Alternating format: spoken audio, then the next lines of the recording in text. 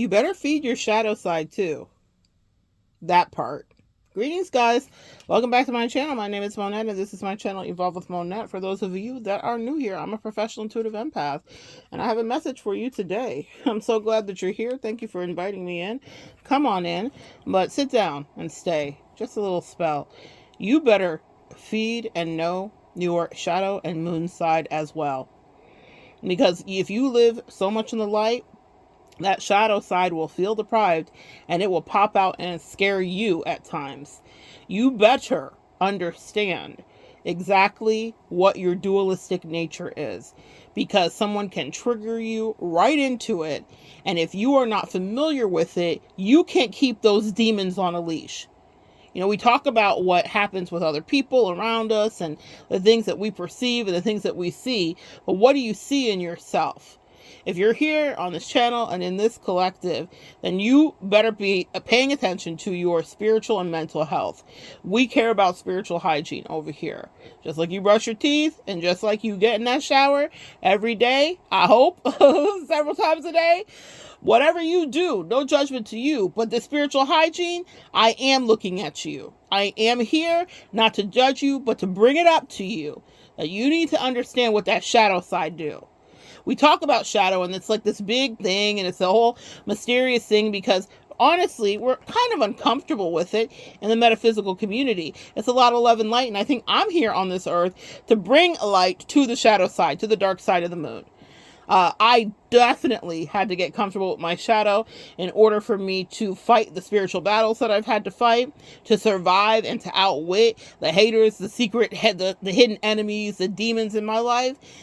But also to understand what is my appetite, that part. We're not just talking about your actual appetite for what you want to put in your mouth. I'm talking about what is happening when we go a little further down south. I'm talking about that sacral root chakra sexual energy. What's your appetite, sweetie? Because that will feed into your creativity, your actual sexual expression of yourself, but also how you deal with whatever reality is presented to you. Because there is an animal, that dog in you, that beast in you, we all have it. And sometimes you will be tested by having that brought to you. And it's not just about sexual energy. I'm talking about if you want to cuss out that coworker, that comes from the sacral, the root chakra. That's your bottom two chakras that are ruling that energy. That's not a cerebral reaction from your crown chakra. That's not a heart chakra because someone hurt your feelings. That's that primal shit in you. And you need to understand what that shadow side do. If you want to have a interface with your mother-in-law, if you're sick of your whomever fill in the blank in your family, if you're tired of a friend, if you're tired of a lover, that shadow side is that beast, it's that dog, it's that demon on a leash. It better be on a leash, and that's why you need to get familiar. When you're toxic, what does that look like for you? This is your assignment today. Spend a little time investigating when you go the darker side in that way, and write it down and journal about what it looks like when you're sick of someone, what it looks like when a new cycle has begun, what it looks like for you when a block is being spun, what it looks like for you when you want to have some kind of special fun, a little spicy fun. You need to know what you look like in all of those aspects, from the emotional side to the sexual side to the energetic side. How do you feed yourself actually? So that's about your actual appetite. Are you self-soothing with addictions? What addictions and what directions do you go in? Because when you are attacked, understand that the demons have your resume already. They already know what it is that you do, what you like, and what to bring to you to get you off your path, how to distract you. If a tall drink of water that's 6'5" in chocolate is your gym jam, then promise you, you're going to run into that man. And your shadow side needs to know how to handle that and how you're going to navigate it. For me, a fairy or two could get me off my path. And my angel said fairy or fae. Which way is it going to be? But you need to know what your shadow side is naturally having the proclivity to do, and how it will take you and try to sling you around by your throat. Okay? You need to understand what you might be able to be distracted by, or what would cause you to get off your spiritual path where you'll let your demons out of your mouth and you will let them attack whatever is going on, even if it's in self-defense. And here's the thing, I'm channeling the song, It's Where My Demons Lie. We all have demons inside. We all have things that we battle. We all have pride. We all have things that would make us cry, that would trigger us. We all have things that would make us feel viscerally excited, alive, and primal. And when we're all on this 11 light, we're trying to suppress it, I promise you it's going to come up. It's going to come out of you. How are you spiteful? How are you hateful? How are you jealous? How have you been incendiary? How have you been undermining? Have you ever gossiped? Yeah. We're spilling the tea today because, see, when you spill your own tea, no one can spill the tea on thee. That part. And okay, I'm channeling a black mama energy right now. Even though no child have I ever bore. But I'm telling you right now, I don't care about what the rest of your little friends do. I care about you more, collective.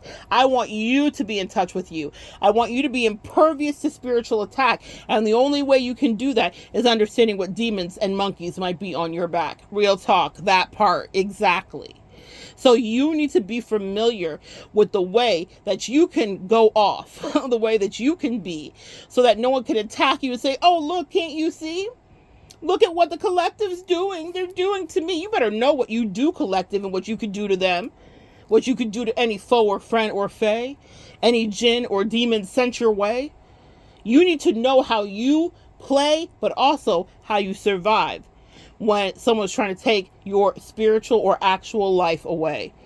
That bitchy side, that bitch fire, that place in you that rises, that Lilith energy, that high priestess combination with Lilith is actually, figuratively speaking, spiritually deadly.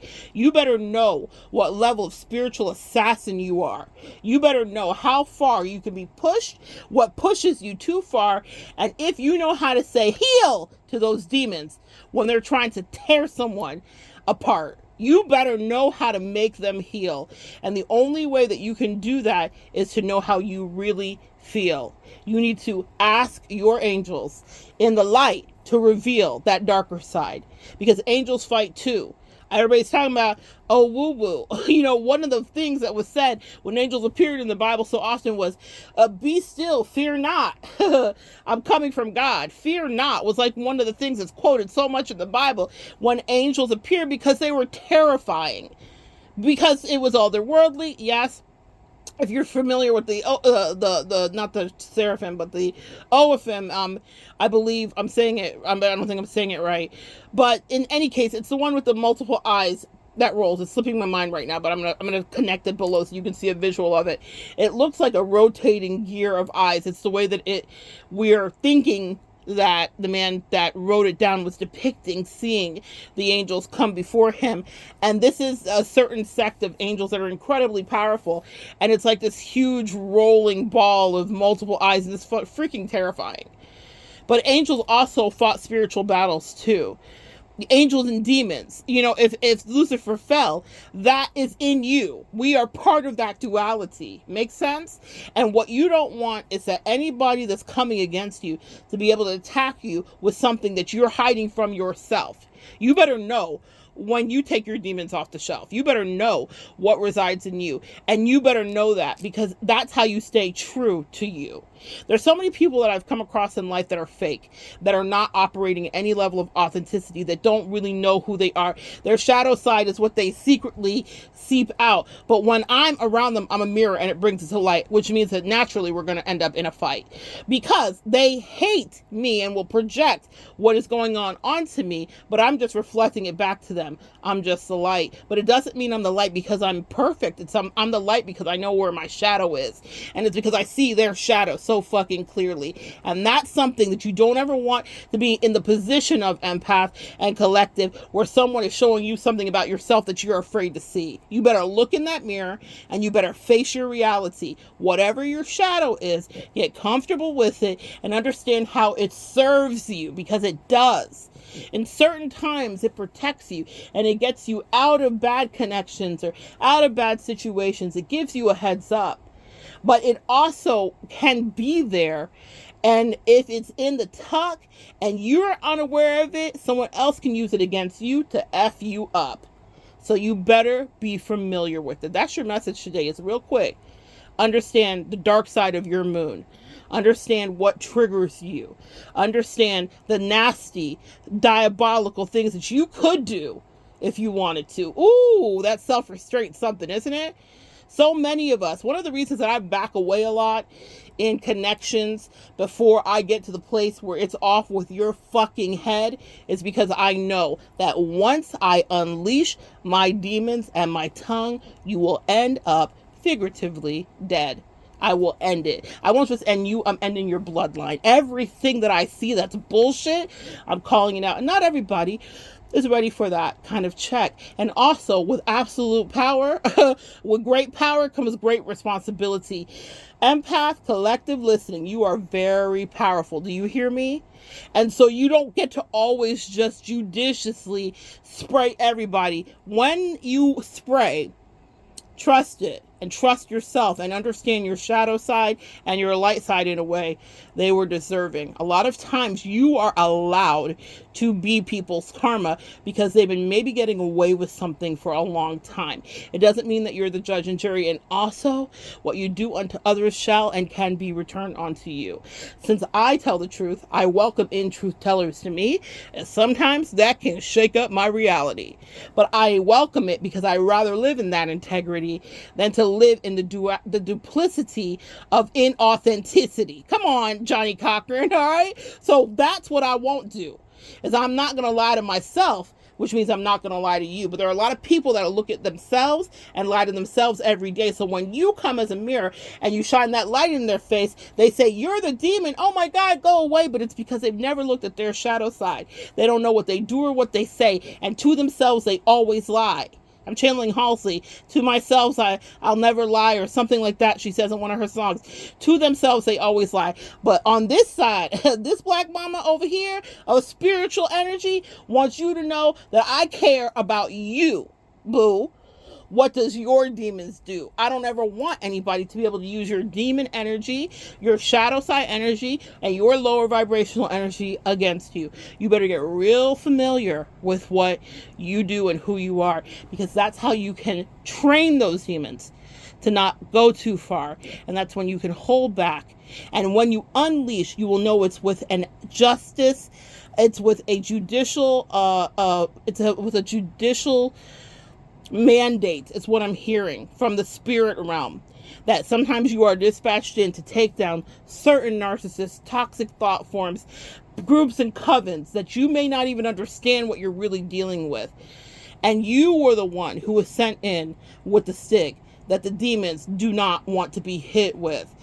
And you will be the ones dispatched in to dismantle whole systems of dysfunction.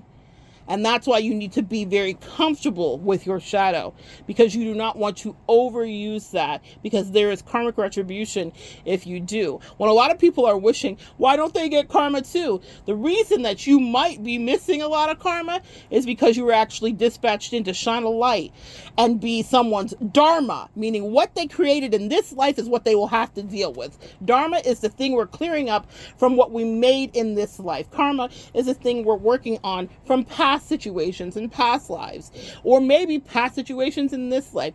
But Dharma is the mess that's created now. And sometimes you will hold up that mirror and you will say, no, this is not just a row. This is not just a fight. This is not just a disturbance. This is the mirror light.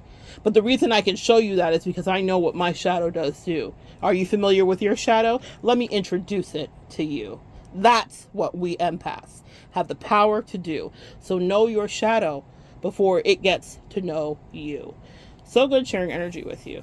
Come back and join me next time, guys. We'll continue to evolve together.